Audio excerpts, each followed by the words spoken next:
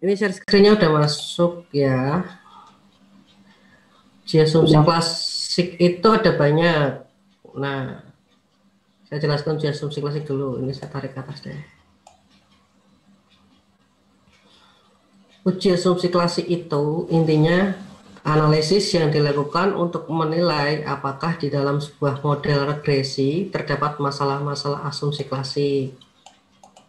Nah, kalau datanya interval atau rasio, yang diperlukan ini uji linearitas, uji normalitas, uji heteroskedastisitas, ada uji outlier, ada uji multikolinearitas, ada uji autokorelasi apabila datanya time series dan atau runtut waktu. Kalau datanya data primer,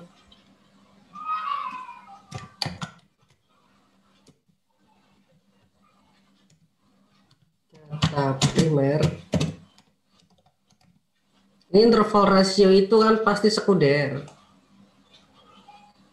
Jarang sekali data primer menggunakan data interval atau rasio. Karena data primer kan basicnya kuesioner. Itu tinggal ditambahi uji reliabilitas sama uji validitas data. Nah, saya hari ini akan bahas itu validitas dan reliabilitas. Karena kalau nanti kan ada praktikum ekonometri. Nah, praktikum ekonometri itu biasanya yang diolah itu datanya data sekunder semua. Jarang data primer ngolah di praktik ekonometri karena dosennya orang sekunder, orang yang biasa ngolah data sekunder, jadi akan ngolah data sekunder. Nah, saya akan fokus ke data primernya nanti, jadi biar klop kalian bisa ngolah dua-duanya. Bagaimana sih ngolah data primer, bagaimana ngolah data interval atau rasio atau data sekunder. Hari ini kalau data primer tambah aja. Ini kalau data primer tanpa linearitas, tanpa heteroskedastisitas sama multiplier. Jadi hanya sama uji validitas dan reliabilitas. Tapi nanti ini saya teman-teman buka tetap akan saya bahas uji normalitas seperti apa, terus uji heteroskedastisitas seperti apa. Tapi nanti hanya ke teorinya aja, karena nanti akan dibahas di praktikum ekonometri bagaimana ngolahnya di SPSS. Uji validitas dan reliabilitas ini datanya primer ya, saya disclaimer dulu biar nggak bingung. Tujuannya itu untuk menguji ketepatan data yang kita ambil. Jadi data itu bisa merepresentasikan variabel atau enggak. Itu tujuan reliabilitas dan validitas. Reliabilitas ini konstruknya itu ada tensi. Kita menggunakan tes dan retest reliability atau parallel form reliability. Ini nanti dijelaskan lebih lanjut di slide berikutnya. Konsistensi itu ada di inter item konsistensi reliability dan split half. Split half itu nanti masuknya ke paralel, kalau ini konsistensi ini masuknya ke tes dan retest reliability. Terus uji validitas ada dua, ada internal dan eksternal. Kita seringnya pakainya yang internal, menggunakan validitas konstruk, konvergen, dan diskriminan. At least kita bisa cek salah satu aja, konvergen. Yang paling sering digunakan itu konvergen saja. Tapi nanti akan kita akan belajar dua-duanya. Tapi setelah UTS saja. Bagaimana mengolah validitas konvergen dan validitas diskriminan. Ada validitas isi, kriteria, konstruk. Kita seringnya ke konstruk karena konstruk itu kan variabel. Kriteria prediktif, concurrent, validitas muka. Terus masuk ke ini pengertiannya. Validitas berasal dari kata validity yang memiliki arti ketepatan dan kecermatan. Validitas atau kesahihan bila jadi valid atau sahih bila alat ukur itu benar-benar mengukur apa yang hendak diukur. Contoh meteran digunakan untuk mengukur panjang, timbangan digunakan untuk mengukur berat. Ini logika sederhananya. Jadi kalau kita ngukur tinggi badan, ya kita pakainya meteran buat tinggi badan. Bisa pakai penggaris bisa, tapi hasilnya akan tidak valid. Bisa kurang, bisa lebih. Gitu. Logika sederhananya seperti itu. Terus ini macam-macamnya menurut Sugiono dibagi menjadi dua, dalam dan luar. Praktiknya dibagi tiga, ada isi, konstruksi, dan kriterium seperti yang tadi itu. Validitas isi, tingkat representatif isi atau substansi pengukuran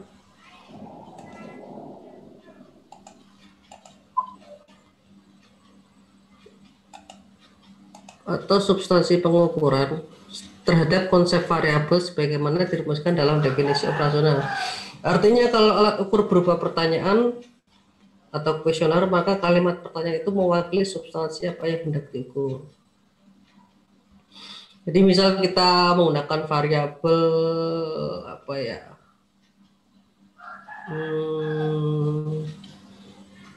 kesejahteraan rumah tangga, household wealth, itu kan ada yang namanya variabel indikatornya itu at least ada 3, bisa ada banyak sih tergantung teorinya pakai yang mana. So kita pakai indikator yang tingkat kemampuan membayar pajak. Jadi rumah tangga itu dikatakan sejahtera apabila dia dapat membayar pajak-pajak yang tertanggung dalam satu rumah tangga. Itu dari indikator itu kita representasikan menjadi instrumen penelitian. Misalnya satu indikator teks itu kita buat menjadi 3 pertanyaan penelitian. Nah, 3 pertanyaan atau instrumen itu 3 itu dapat mewakili kemampuan keluarga ini membayar pajak, misal pajak PBB atau pajak kendaraan bermotor seperti itu. Itu namanya validitas isi.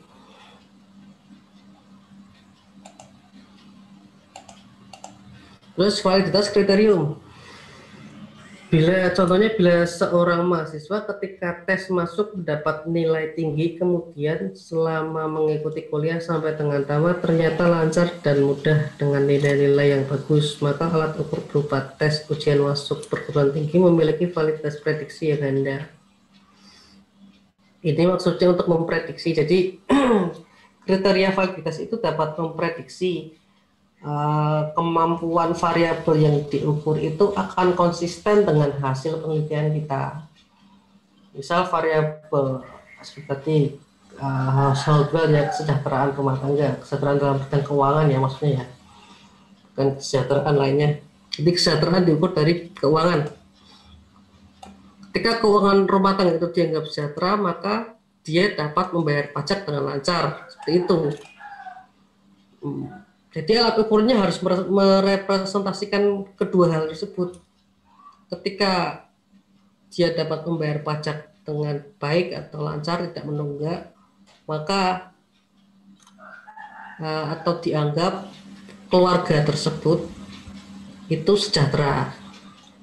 Itu maksudnya kriteria seperti itu. Jadi alat ukur yang digunakan berarti dia handal kalau dapat memprediksi dari mulai awal kita mendefinisikan instrumen atau indikator dan hasil penelitiannya. Terus bila analisis tes korelasi kuat berarti validitas kriterium tinggi dan sebaliknya. Ini berdasarkan hasil statistiknya. Kalau analisis tes korelasinya kuat berarti validitas kriterium tinggi. Terus ini validitas internal dan eksternal. Validitas internal itu alat ukur yang telah memiliki validitas konstruksi yang tinggi dan validitas isi yang tinggi. Bahwa untuk instrumen yang non-tes digunakan untuk mengukur sikap, cukup memenuhi validitas konstruksi. Ini internal. Kalau di ekonomi dan bisnis, kita seringnya pakai internal karena kita harus cek setiap instrumennya. Jadi kalau konsep validitas itu, kita harus cek setiap instrumen penelitian. Instrumen itu bisa diartikan indikator dari variabel atau pertanyaan dari variabel. Kalau kuesioner itu kan ada skala Likert 1 sampai 5, itu kan ada pertanyaannya. Misal pernyataannya bahwa saya dapat membayar pajak tepat waktu, dari mulai sangat tidak setuju sampai dengan sangat setuju. 1, 2, 3, 4, 5. Nah, itu kita ukur itu per setiap pertanyaan validitas itu. Atau bahasa penelitian itu setiap instrumen pertanyaan atau setiap indikator. Jadi kan bisa satu indikator satu pertanyaan atau satu indikator menjadi diasumsikan menjadi 3 pertanyaan. Bisa seperti itu, tergantung teorinya. Ada teori yang menggunakan satu indikator satu pernyataan atau pertanyaan. Ada beberapa teori yang mengakukan bahwa satu indikator dibangun dari 3 pertanyaan. Itu tergantung teorinya. Kan kalau kita bahas kemarin itu dasar-dasar ekonometri, bahwa kalau membuat model atau satu hubungan hipotesis antar variabel itu harus dengan teori. Itu validasi internal.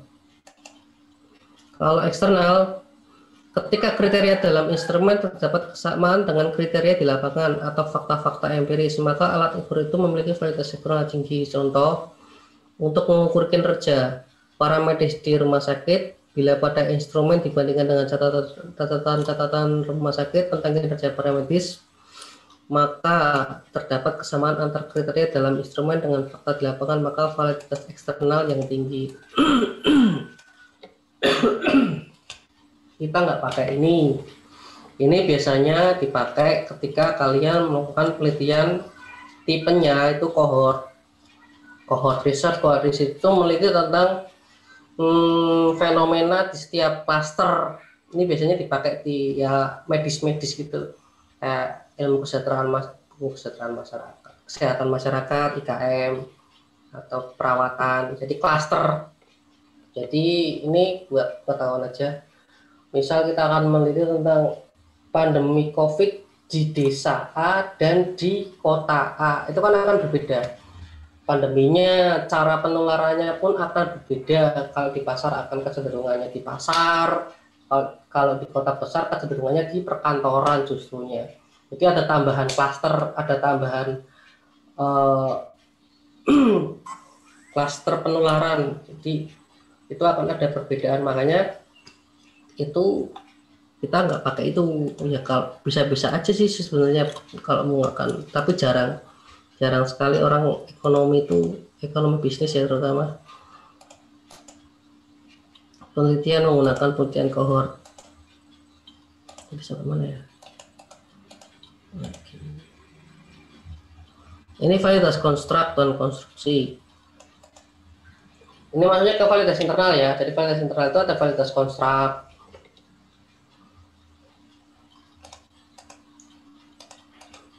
Ini saya hanya fokus ke sini saja, karena nanti skripsi pun yang diukur itu validitas konstruk. Kalau datanya primer, kalau kalian pakai data primer ya kalian harus uji validitas dan reliabilitas.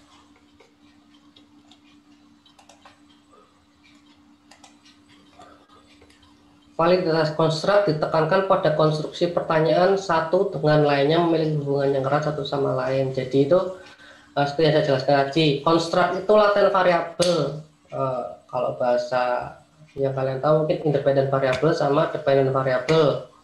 Itu variabel itu bisa kalian sebut konstruk. Jadi validasi konstruk ditekankan pada konstruksi pertanyaan, ini kurang nih, pertanyaan atau pernyataan satu dengan lainnya memiliki hubungan yang erat. Jadi misal satu variabel dibangun dengan 5 instrumen atau 5 pernyataan atau pertanyaan, itu di setiap pertanyaan itu memiliki hubungan satu dengan yang lainnya, karena itu kan membangun membangun satu alat ukur keberhasilan variabel diterapkan atau tidak, implementasinya seperti apa, kalau logikanya seperti itu.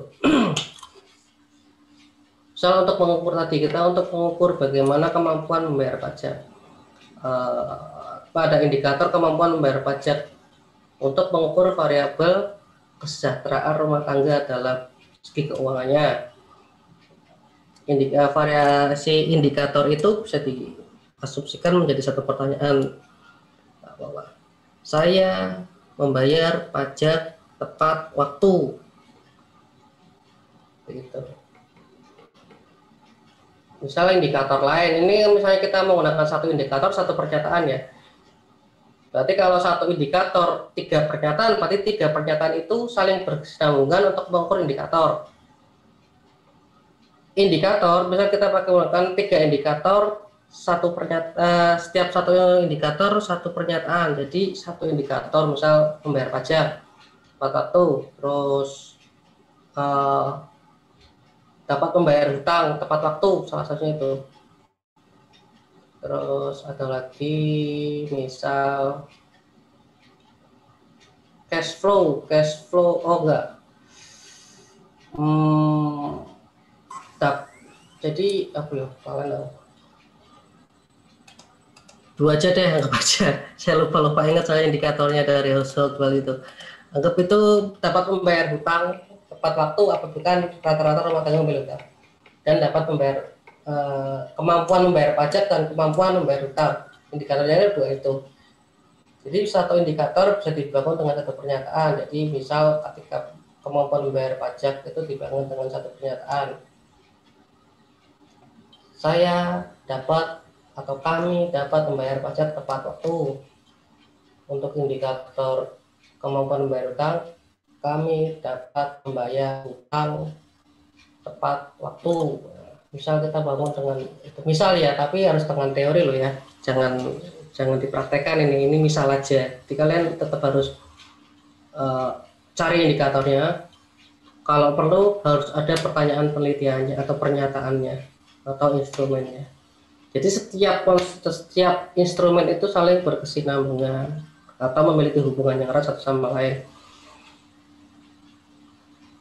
Itu inti validitas konstruk seperti itu. Jadi ketika hal tersebut terpenuhi ya berarti dapat diasumsikan bahwa instrumen penelitian atau data penelitian yang kalian ambil itu valid. Ini enggak usah.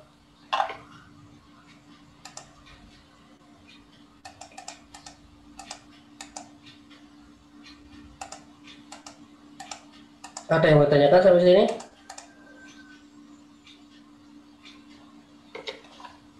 Masih pada online nggak nih? Atau pada ngilang?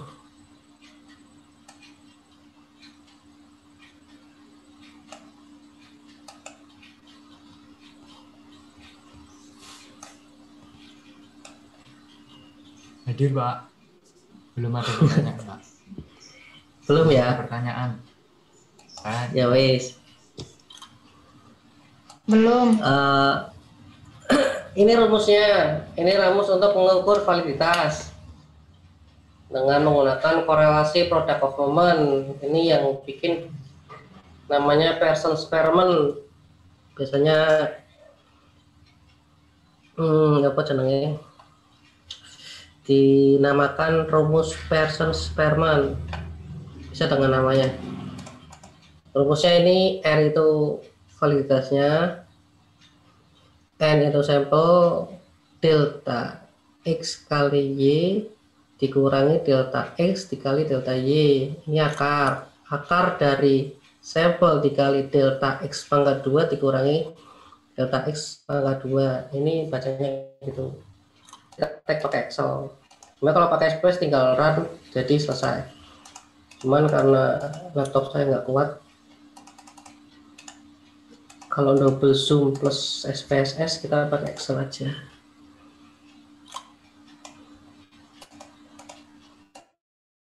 Ini teknik reliabilitas. Jadi uji reliabilitas, setelah uji validitas kita uji reliabilitas. Kalau datanya valid, kita uji reliabilitas. Kalau untuk mengukur satu variabel kita menggunakan 7 pertanyaan penelitian, berarti 7 indikator. Yang paling simpel sih satu indikator, satu pernyataan. Paling simpel seperti itu. Tapi bisa lebih tergantung teorinya.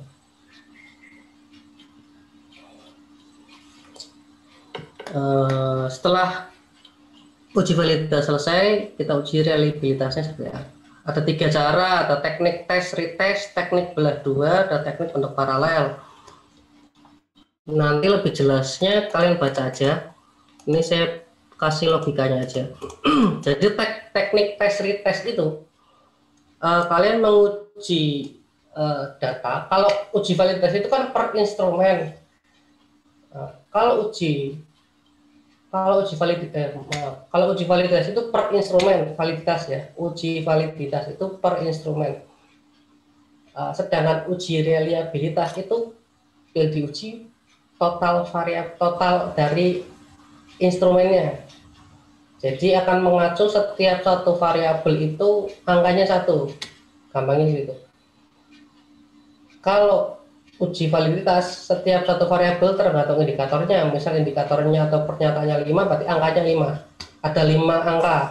Nanti di Excel akan enak sih penjelasannya. Teknik tes retest itu kita harus melakukan penelitian pendahuluan. Jadi misalnya kita punya sampel, kita sudah tentukan dengan rumus sampelnya 200 orang. Sebelum kita mengambil data dari 200 orang itu, kita harus tes dulu nih validitas dan reliabilitasnya menggunakan minimal 10% dari sampel. Misal kalau 200 kan 20, kita nyebar data dulu, kita ambil data sebanyak 20 orang sampel, kita tes validitas dan reliabilitasnya dari situ. Ketika 2 itu valid dan reliable, kalian baru boleh baru boleh melanjutkan ke keseluruhan sampel. Nah, kalau tes belah 2 ini jangan dipakai karena ini intervalnya harus sama belah 2 itu. Misal kita menggunakan skala Likert itu berarti harus 1 sampai 4 dan distribusinya harus sama sampai 1 sampai 4 dan itu harus negatif dan positif. Jadi nanti akan dibelah 2. Berapa banyak orang yang menjawab secara negatif, berapa banyak orang yang menjawab secara positif. Nah, itu ketika dia balance atau pakai rumus sih nanti ngitung ya. Ketika dia perhitungannya sesuai, dia dianggap reliable seperti itu. Jarang dipakai karena kita di ekonomi bisnis itu mengakomodir pertanyaan tengah, pernyataan atau pertanyaan tengah seperti netral. Jadi kan seringnya ganjil 1 sampai 5. 1 sampai 7 gitu. Bisa 1 sampai 4, tapi itu tidak mengakomodir pertanyaannya di tengah netral. Jadi hanya sangat tidak setuju, kurang setuju, setuju, sangat setuju gitu. Itu kalau yang mau pakai belah 2 harus seperti itu. Jadi harus kena, angkanya harus kena. Jadi bisa dibelah, nggak ada angka tengahnya, bisa dibelah kanan 2, kiri 2, itu belah 2 itu. Tapi jangan dipakai, nanti kita fokusnya ke tes retest saja. Kalau bentuk paralel itu digabung dua-duanya, tes retest, tapi ya tetap asumsinya harus 2 ya skalanya ya. Tes retest pun kan bisa menggunakan skala 2 itu, bisa menggunakan tanpa nilai tengah, tanpa netral kan bisa. Jadi tes retest, tes dulu reliable, kalau sudah reliable menggunakan tes retest itu dibelah. Datanya dibelah, masih reliable atau enggak? Kalau masih reliable berarti asumsinya datanya reliable, itu bentuk paralel. Jarang juga digunakan karena memakan waktu, karena 2 kali kerja kan.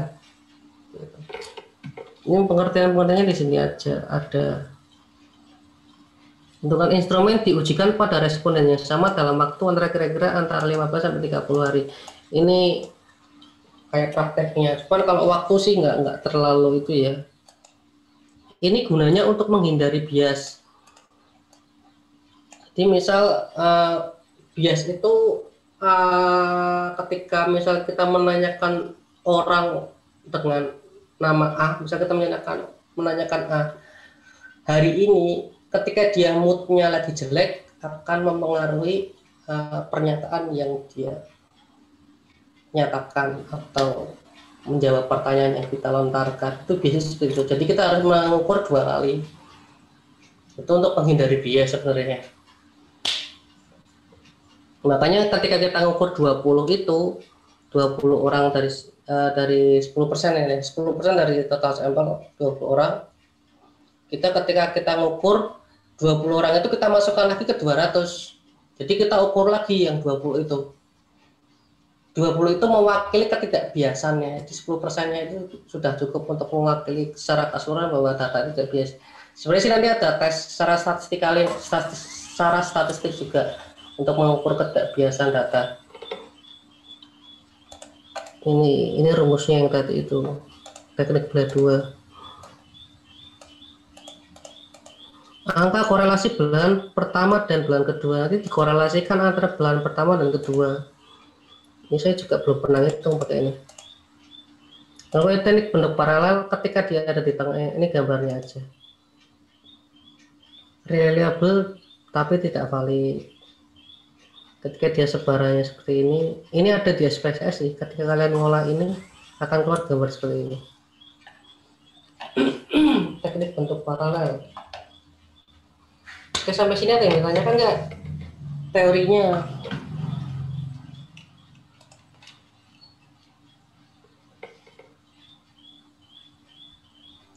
Pak, itu nanti di-share di grup ya Pak, PPT-nya. Iya.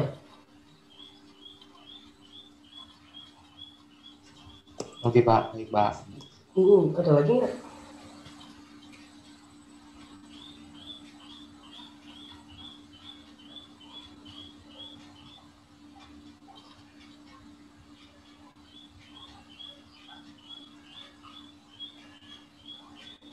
Kalau nggak ada kita masuk ke Excel.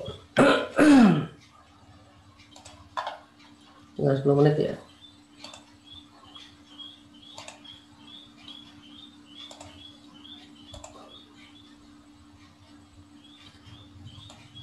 Masuk nggak nih Excelnya?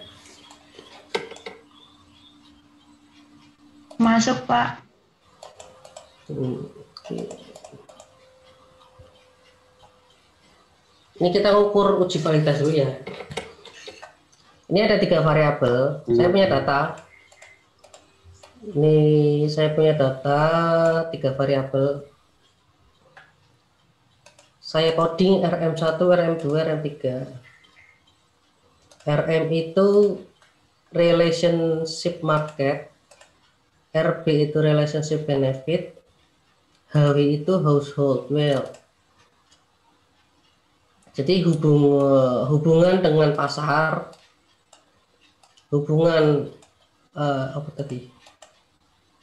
Benefit, jadi keuntungan dari hubungan, dan ini kesejahteraan rumah tangga. Ini masuk ke ekonomi mikro. Jadi fenomena yang ada di ekonomi mikro itu kan salah satunya keluarga atau rumah tangga. Jadi setiap variabel RM itu diukur menggunakan 3 instrumen. Ini setiap satu indikator satu pernyataan saya pakainya. Ini kebetulan penelitian saya. Tapi total sih sebenarnya ada 300, tapi saya ambil 19 saja. Dan variabelnya lebih dari ini. Ada 3 variabel. Datanya ini, respondennya 19.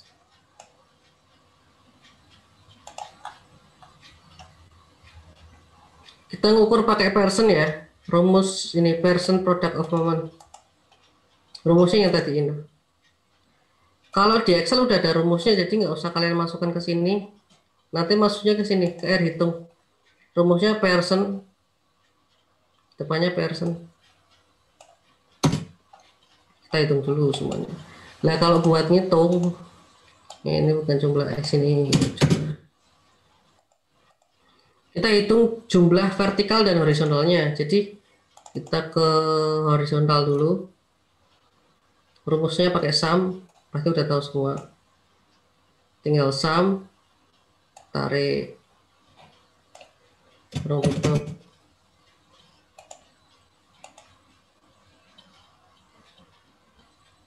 terus tarik.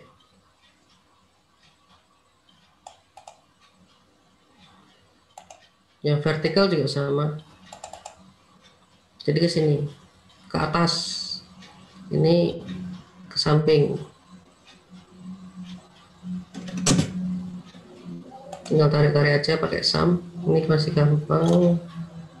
Terus kita cari T-tabelnya.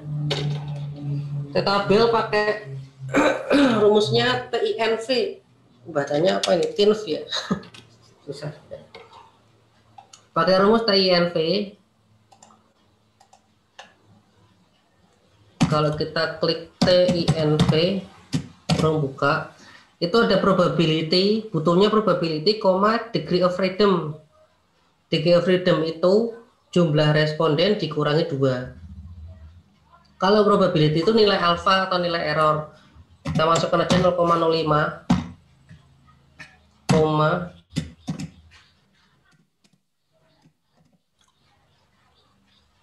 atau langsung aja 19 dikurangi 2, 17.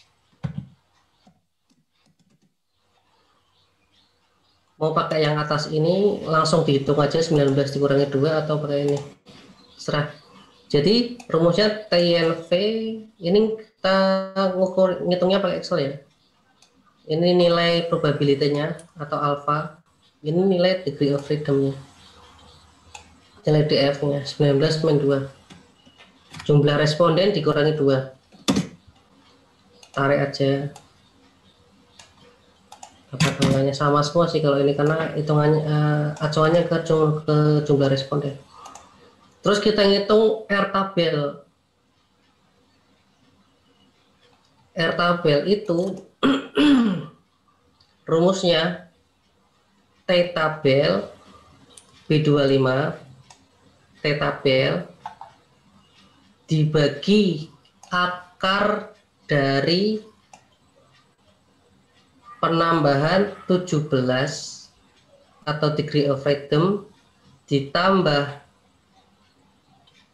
T-tabel pangkat 2. Copy aja biar nggak pusing. Sini.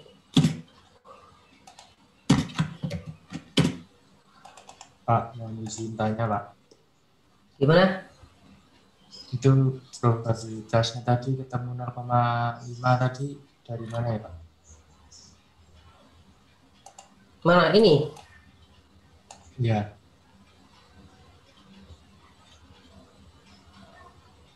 Halo? Woi. Yuyu. Iya Pak. Iya Pak. Itu yang ini 0,05. 0,05 itu alfa. Nilai alfa itu kan ada 0,05.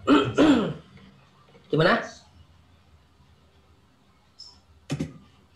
Sinyal putus-putus ya. Oke, nilai alfa atau error itu kan ada 0,05, 0,01 dan 0,001, tergantung teori yang digunakan, tapi maksimal itu 0,05. Error dalam penelitian itu bisa di yang apa ya, yang standar lah, standar itu 0,055%. Jadi kalau asumsinya ketika kita punya data itu dari 100% itu 5%-nya error, itu asumsinya. Dari situ 0,05.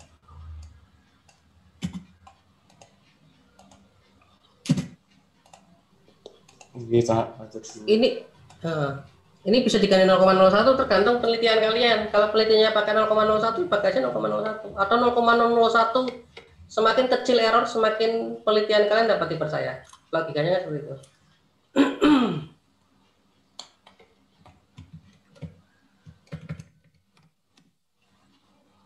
Lanjut ke sini, kita coba.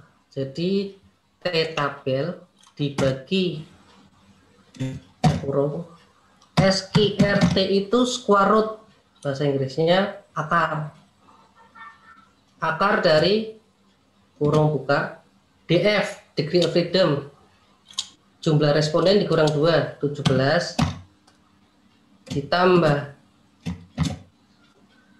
akar dari T tabel. Bukan akar dari tabel. Pangkat T tabel pangkat 2. Pangkat 2 itu bisa pakai gini kalau di Excel, atau yang lebih profesional kalau di keyboard itu di angka 6 itu di atasnya. Jadi angka ini apa namanya, huruf atau apa itu nggak tahu saya masuknya. Ini di angka 6, jadi shift 6 itu keluarnya ini untuk pangkat. Jadi misal B25 pangkat 2 ya 2. Kalau B25 misal T tabelnya ini pangkatnya 5 ya tinggal 5, 6, 7 gitu. Soalnya kalau semakin besar pangkat, kalau kalian menggunakan yang manual kan, berarti B25 kali B25 kali B25 sampai 7 kali. Gitu. Kalau nggak mau pakai gitu ya shift angka 6, angka 2, kurungnya 3 kali 1, 2, 3, karena di depan ada 3. 1, kurung bukanya 1, 2, 3. Excel gitu. Kalau kurung bukanya 3, berarti kurung tutupnya harus 3. Jadi sekalian kalian belajar Excel biar orang keuangan harus jago Excel. Hasilnya ini. Tinggal tarik aja biasa. Tuh. Udah ketemu T tabel sama R tabelnya, kita ngitung R hitungnya. Ini pakai rumus ini. Cuma kalau di Excel udah terakomodir dengan rumus Pearson. Jadi kalau kalian klik Pearson sama dengan Pearson, tinggal tentukan aja array 1, array 2. Ini maksudnya total vertikal dan horizontal tadi. Sebenarnya dapatnya dari rumus ini, cuman nanti array ini di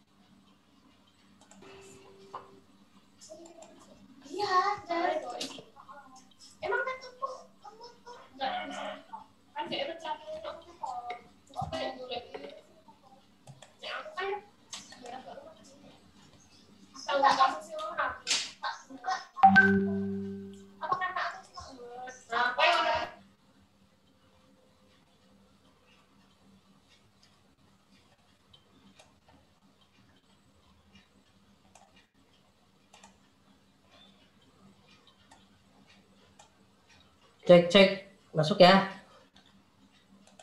Masuk, Pak. Masuk, Pak. Masuk. Share screen, masuk share screen. Masuk, Pak. Terlihat, Pak. Masuk, Pak. Yo, masuk kemana nih? Jadi kita ulang lagi. Kita masuk ke R hitung, karena R tabelnya tadi udah, T tabelnya juga udah. R hitung ini pakai rumusnya Pearson ini. Tapi karena di Excel udah ada, jadi kalian nggak usah masukkan ke situ. Tinggal klik Pearson. Array ini vertikal dan horizontal. Array 1, array 2. Tapi biar algoritma dari Excel yang ngitung.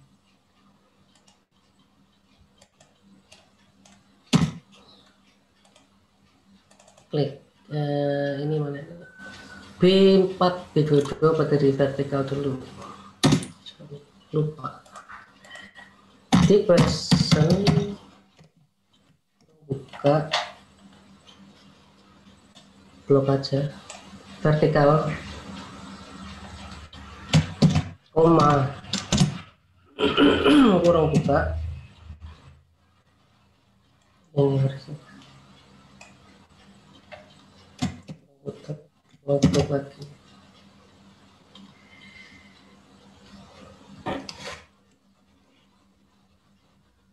Ini ada salah.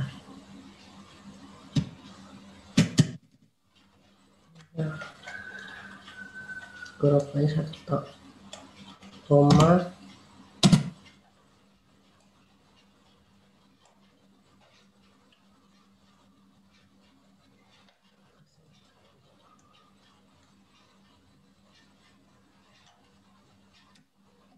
tutup 78 sama, jadi gitu aja vertikal semua ya gitu. Ini array satunya, ini array duanya. Pakai rumus person kurang buka array 1 array 2 koma array 2 koma array 1 koma array 2. Kalau pakai gini kalian tarik akan error. Jadi misal ya, yang array 2 ini kan hanya satu, nggak ada sampingnya, nggak ada lagi. Kalau ditarik akan error.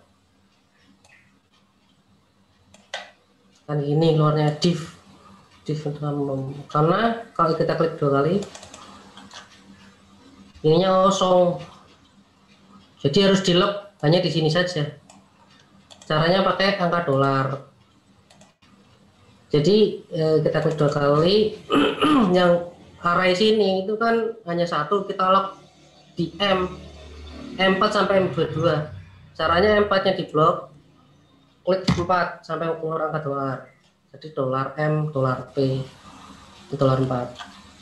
Terus M22 nya juga kita blok, klik F4 baru enter. Kalau ini ditarik bisa, jadi dia akan stuck di M4 sama M22 kalau di blok gitu. Nah,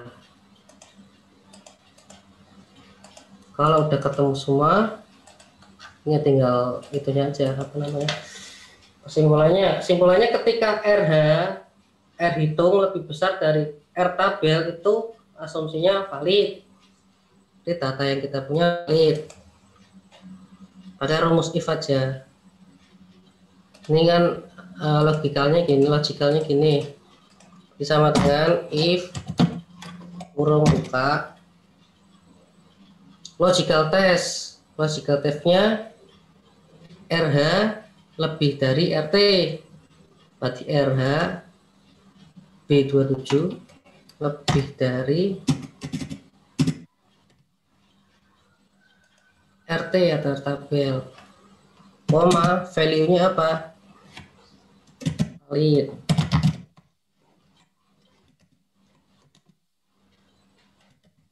Tidak. Musik tervalid, tarik.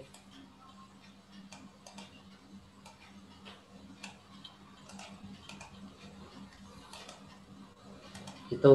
Nanti ada tugasnya ya. Jadi diperhatikan. Karena ini saya share sih, jadi tenang aja. Nanti di sini ada tugas, kalian ngitung ini. Kalian uji ini reliable atau enggak, reliable dan valid atau enggak. Ini uji validitas sudah kayak gitu. Terus ini uji reliabilitas. Bedanya dengan uji validitas seperti yang saya bilang tadi. Uji validitas itu membutuhkan nilai total dari setiap instrumen. Instrumen ini 3, ini kita totalin dulu satu-satu, total RM, total RB, total HW. Ini coding ya, RM, RB, HW ya. Jadi kita bikin kayak gini, pakai sum saham tarik gitu aja. Kalau udah kayak gini, kita tinggal nyari angka-angkanya. Yang pertama kita nyari standar deviasinya. Ini rumusnya, rumus kita pakai Cronbach alpha, nilai dari Cronbach alpha. K itu jumlah instrumen. Jadi ini jumlah instrumen dibagi jumlah instrumen dikurangi 1 dikali 1 dikurangi sigma standar deviasi pangkat 2 dibagi standar deviasi total pangkat 2 atau kuadrat.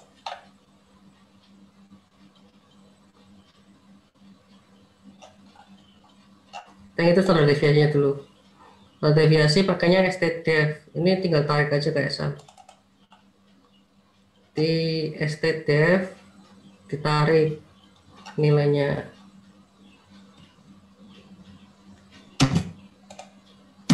STDEV kurang buka. Tarik aja.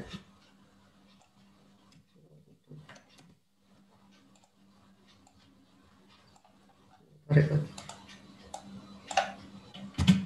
Nah, sampai ke totalnya.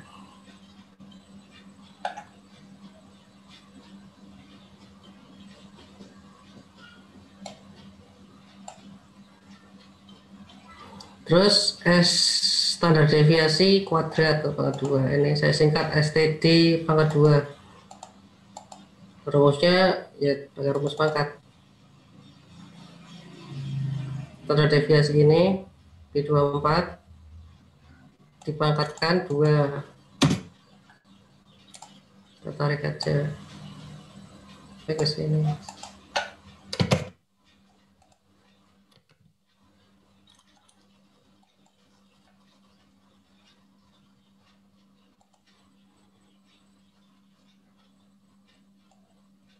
Ini rumusnya pakai STD sama ini gampang nggak kayak tadi rada rumit. Rumusnya di sini. Terus ini sum of standar deviasi pangkat 2. Ini hanya sampai sini karena ini total. Jadi ini total standar deviasi untuk konstruknya. Setiap instrumennya, maaf, total dari setiap instrumennya. Ini dipakaikan 2. Hasilnya akan beda. Kalau ini kan standar deviasi dari ini. Makanya ini saya kasih merah. Jadi ini hanya sampai sini.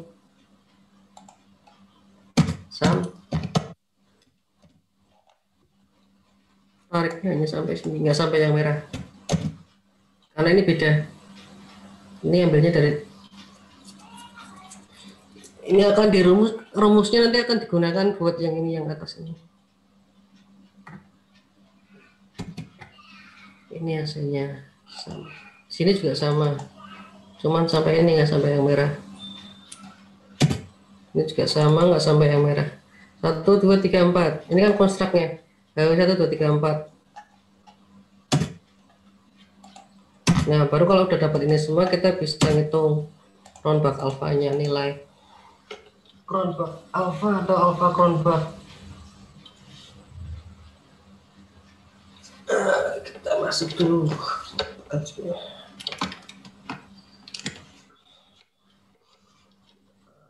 Kita peta nih satu-satu.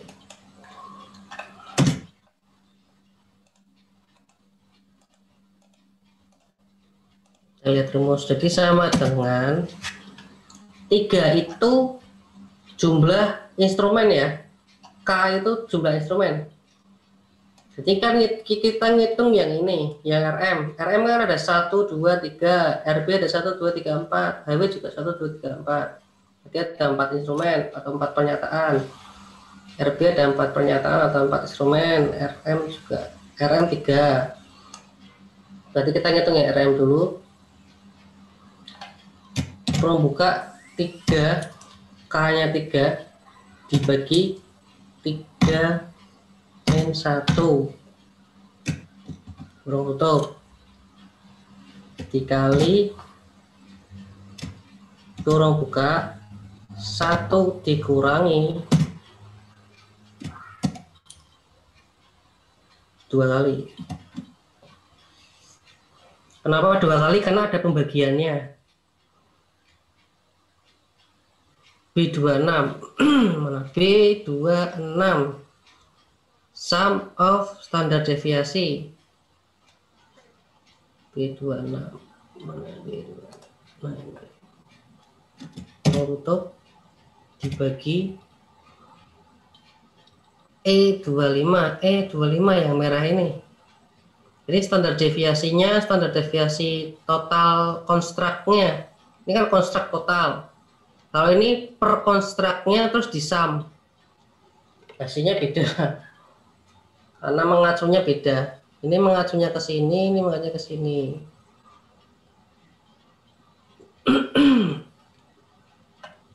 Klik aja E25.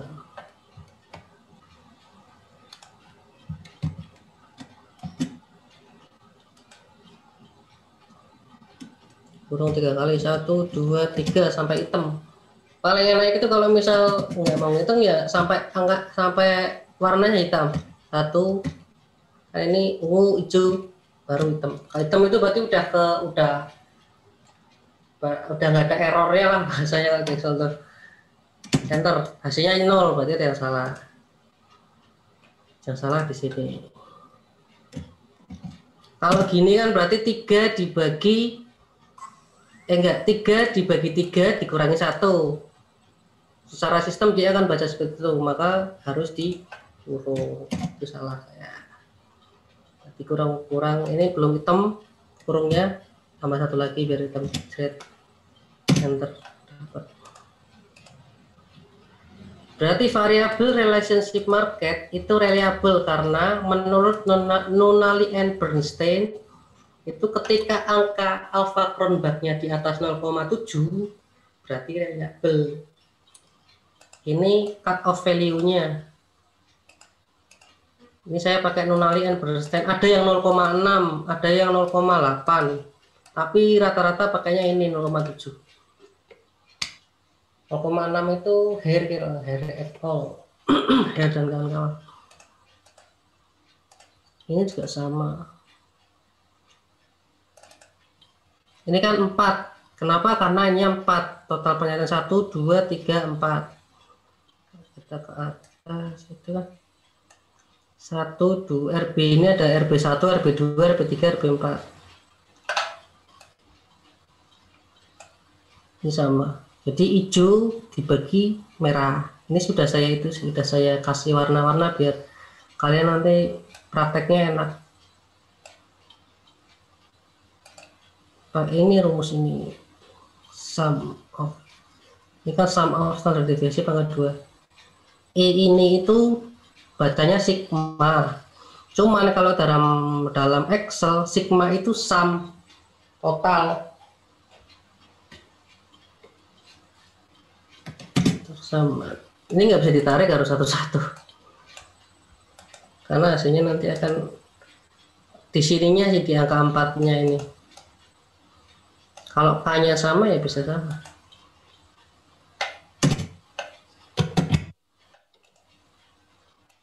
Nah, ini kan sama-sama 4 jadi bisa ditarik, kalau nggak atau bisa dipakai ini. Nggak perlu sih, karena kan angkanya udah kelok di sini, nggak perlu pakai perlu di dolar, nggak perlu di lock pakai 4. Sampai sini ada yang mau tanyakan nggak?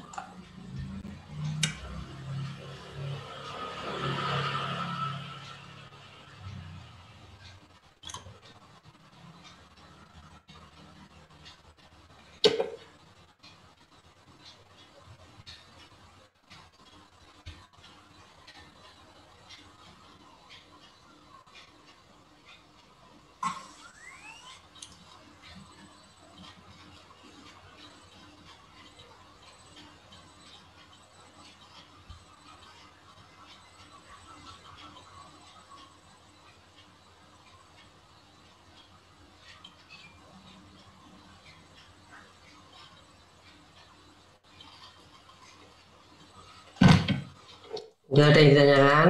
Kalau nggak ada saya kasih tugas, tapi ada pun saya kasih tugas.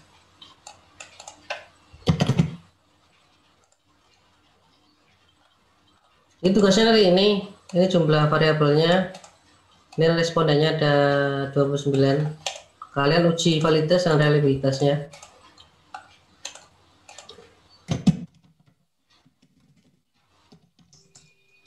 Baik Pak, untuk tenggang waktunya kapan ya Pak? Besok ya.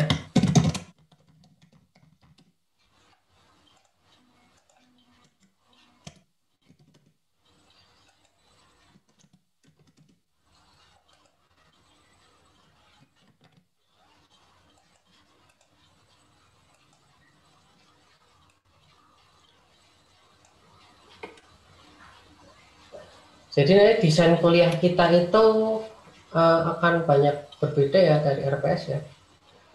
Saya akan banyak improvisasinya nanti. Nanti setelah UTS itu minimal satu kelompok ya, kemarin kalian bikin itu minimal satu kelompok ada satu laptop. Nanti saya kasih software AMOS, kita olah data primer. Saya fokusnya data primer karena nanti di praktikum ekonometrika kalian akan praktek data sekunder. Jadi biar kalian bisa primer dan sekunder. Jadi kalau pas skripsi kalian bisa dua-duanya. Jadi bisa pilih mau pakai data primer atau pakai data sekunder. Nanti kita pakai AMOS, kita olah pakai SEM. Metodenya setelah tes karena kemungkinan besar Januari udah masuk offline. Karena kalau online laptop saya nggak kuat kalau buka AMOS, XPSS sama Zoom nggak kuat. 3 itu dibuka harus udah pasti lag, apalagi ini kelasnya 30 orang. Ya aja udah videonya udah mati semua, laptop saya udah masih lemot tetap aja. Jadi gitu. Nanti di awal-awal di sebelum UTS atau di periode awal ini, periode pertama, kita akan teori, terus kalau bisa diolah menggunakan Excel atau memungkinkan kita akan seperti ini, olah pakai Excel, tugas. Nanti kalau udah setelah UTS kita akan pakai AMOS, jadi setiap hari kita praktek teori praktek gitu di desain kuliahnya ya. Ingin prof karena susah sih online itu. Ini juga nggak ada yang aktif. Ini pasti pada tidur ini. Buatan Pak, hadir Pak. Oh buatan. Oh ya udah. Saya memperhatikan tapi masih nggak paham Pak. Nyimak Pak. Hah? Hadir Pak. Nanti pas offline habis-habisan aja nanyanya nggak apa-apa. Kalau online itu susah memang. Januari. Iya Pak, kalau online susah ya Pak, insecure saya Pak. Makanya pada Insecure.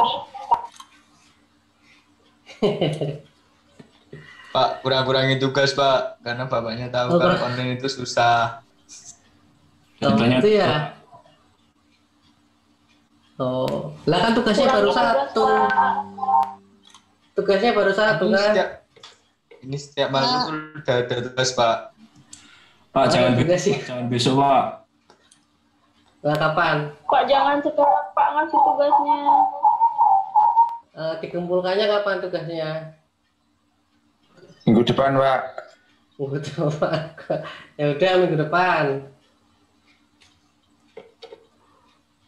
Ya tugasnya dikumpulkan minggu depan ya. Oh ini gampang kok, tinggal copy paste. Saya pengen kalian praktek aja. Ini kan tinggal copy paste. Rumus-rumus ini tinggal copy paste semua. Jadi kalian tinggal praktek aja, nggak usah bikin bingung. Yang penting kalau mau paham lebih lanjut ya baca aja, googling apa sih itu uji validitas. Kalau nggak tahu, kalau tetap nggak tahu ya WA saya nanya, nggak apa-apa. Inilah online. Susah kalau apa ngitung-ngitung tuh susah kalau online itu. Kalau yang teori-teori sosial sih gampang. Salah, yang ngitung-ngitung susah. Interaksinya juga kurang. Itu kalau nggak ada yang ditanyain, saya tutup. Kita tutup dengan bacaan hamdalah. Terima kasih untuk semuanya. Alhamdulillahirabbil